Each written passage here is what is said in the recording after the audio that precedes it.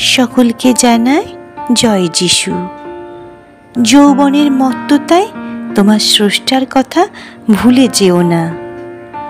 তোমার এই তারুণ্যের দিনগুলিতে তোমার সৃষ্টিকর্তার কথা ভুলে যেও না তুমি, কেননা এরপরে আসবে সেই দুঃখের দিনগুলি। তোমার কাছে এগিয়ে আসবে সেই সব বছর যখন তুমি বলবে, এখন আর কিছুই ভালো লাগে না আমার।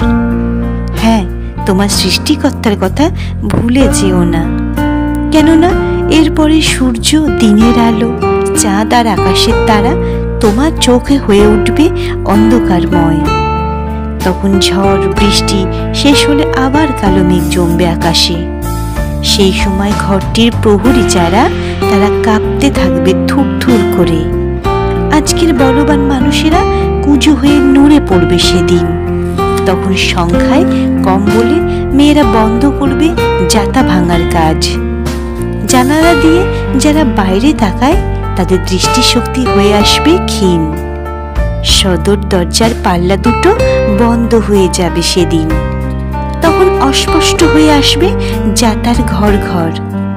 নিশ্চুপ হয়ে যাবে পাখির ডাক, স্তব্ধ হয়ে যাবে সমস্ত গানের সুর।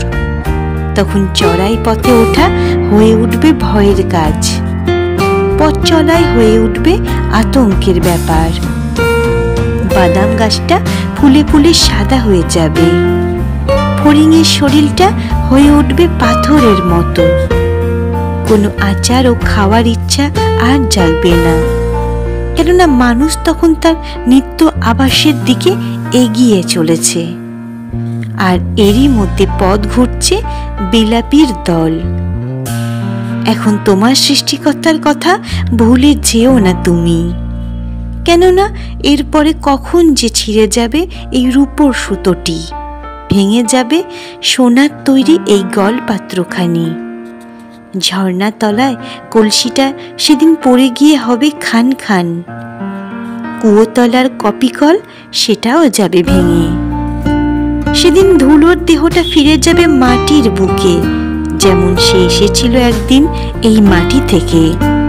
আর প্রাণবায়ু ফিরে যাবে ঈশ্বরের কাছে, সেই প্রাণদাতা ঈশ্বরের কাছে। উপদেশক বলছেন, শোনো, নিতান্তই অসার, সবই অসার।